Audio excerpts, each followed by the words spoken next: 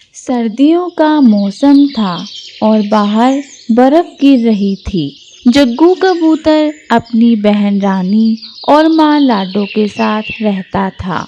एक दिन रानी चिड़िया अपने घोंसले को छोड़कर चली जाती है, लेकिन जग्गू कबूतर घोंसले को छोड़ने में डरता था। बेटा, तुम्हें भी अब अपनी बहन की तरह उड़ जाना चाहिए और अपना आगे का सफ़र तय करना चाहिए। लेकिन माँ, मुझे डर लगता है कि कोई बड़ा पक्षी मुझे मार ना दे। नहीं बेटा, अगर हम ऐसे ही डरते रहे तो जीना तो क्या, सांस लेना भी मुश्किल हो जाएगा। सारे पक्षी जब उड़ना सीख लेते हैं तो वो अपने घोंसले को छोड़कर चले जाते हैं। मैं भी एक दिन अपने माता पिता का घर छोड़कर आई थी और अब तुम्हारी बारी है। पर माँ, मैं जाऊँगा कहाँ? बेटा, जब तुम खुले आसमान में उड़ने लगोगे तो तुम्हें आज़ादी का एहसास होगा और फिर तुम कभी पीछे मुड़कर नहीं देखोगे। अगले दिन जग्गू कबूतर अपनी माँ को अलविदा बोलकर घोंसले को छोड़कर चला जाता है। जग्गू खुले आसमान में उड़कर बहुत खुश हो जाता है और अपनी माँ की कही हुई सारी बातों को याद करता है। उड़ते उड़ते जग्गू किसी दूसरे प्रदेश में पहुँच जाता है और ठंड के मारे ठिठुरने लगता है। बाप रे, क्या ठंड है! आग जला लेता हूँ।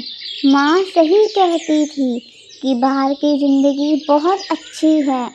बस एक घर बना लेता हूँ रहने के लिए। कैसे हो कबूतर भाई? आज तो बहुत ठंड है।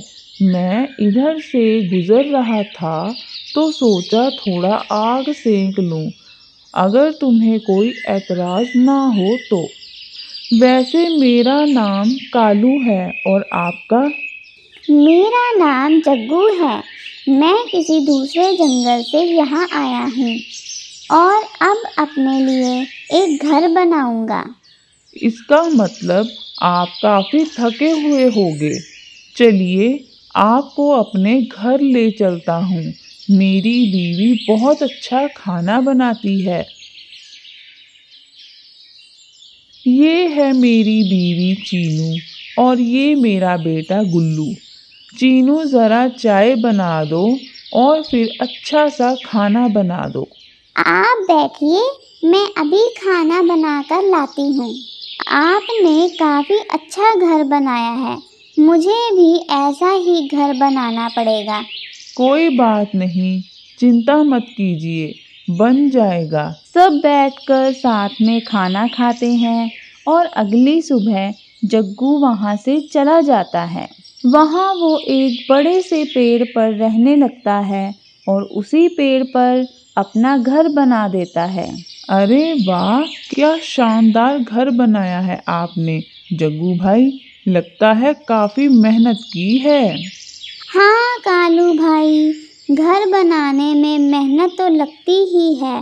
बस अब किसी काम की तलाश में हूँ। सोच रहा हूँ कि एक फलों की दुकान लगा लूँ। ये तो बहुत अच्छी बात है। नेकी और पूछ-पूछ। मैं तो कहता हूँ कि कल से ही शुरू कर दो। जग्गू फलों की दुकान खोल लेता है और अच्छा पैसा कमाने लगता है। एक दिन कालू कौआ जग्गू की दुकान पर आता है। जग्गू भाई, मुझे कुछ पैसे चाहिए थे, मैं जल्दी ही लौटा दूंगा। हाँ हाँ, बोलिए कितने चाहिए? यही कोई 5-1 हज़ार। वो क्या है ना, महीने का आखिरी चल रहा है ना, तो खर्चे की कमी हो गई है। मैं 1 हफ्ते में लौटा दूंगा। अरे ऐसी कोई बात नहीं है, आप आराम से दे देना। पैसे मिलते ही कालू कौआ अपने दोस्तों के साथ पार्टी करने चला जाता है। इसी तरह कालू जग्गू से पैसे उधार लेता लेकिन वापस नहीं लौटाता। अब कालू कौवे पर जग्गू का काफ़ी उधार चढ़ गया था। तब जग्गू कालू कौवे के घर पहुंच जाता है। कैसी हो चीनू कौवी? काफ़ी दिनों से आप लोगों से मिलना नहीं हो पा रहा था। कालू भाई नहीं दिख रहे, कहीं गए हैं क्या? क्या बताऊं भाई साहब, इन्होंने तो जीना मुश्किल किया हुआ है हमारा। घर में एक दाना खाने के लिए नहीं है और इन्हें अपने दोस्तों के साथ पार्टी करने से फुर्सत ही नहीं है। जहाँ काम करते थे वहाँ से भी उधार ले लेकर मालिक ने काम से निकाल दिया। थोड़ी ही देर में कालू कौवे के घर और पक्षी भी आ जाते हैं। कहाँ है कालू कौआ? उसने मुझसे भी पैसे उधार लिए मुझसे भी। और अब लौटाने का नाम नहीं ले रहा। आज तो हम अपना पैसा लेकर ही जाएंगे। देखो भाइयों, इसमें चीनू कौवे की कोई भी गलती नहीं है। बेचारी के पास तो घर में खाने तक का सामान नहीं है। हमें कालू कौवे को पकड़ना चाहिए। नहीं, हमें या तो हमारे पैसे चाहिए या फिर हम घर का सारा सामान उठा लेंगे। सारे पक्षी घर का सारा सामान उठाकर ले जा लेते हैं। कालू कौवा जब शाम को घर आता है और देखता है उसके घर का सारा सामान गायब है और उसकी पत्नी रो रही होती है। मिल गई तुम्हें खुशी? एक तो घर का सारा सामान चला गया और पूरे मोहल्ले में बेइज्जती अलग से हो चुकी हूँ तुम्हारी इन हरकतों से। ना जाने तुम कब समझोगे कि तुम्हारा भी परिवार है। मैं जा रही हूँ अपने मायके। अरे अरे नहीं, ऐसा मत करो चीनू, मुझे माफ़ कर दो। मैं फिर से मेहनत करके सबके पैसे लौटा दूंगा। अब तुम कहीं मत जाओ, मुझ पर भरोसा करो। चीनू कौवी कालू कौवे पर भरोसा कर लेती है, लेकिन कालू कौवा अपनी हरकतों से बाज नहीं आता है और फिर भी नए नए लोगों से उधार मांगता रहता है।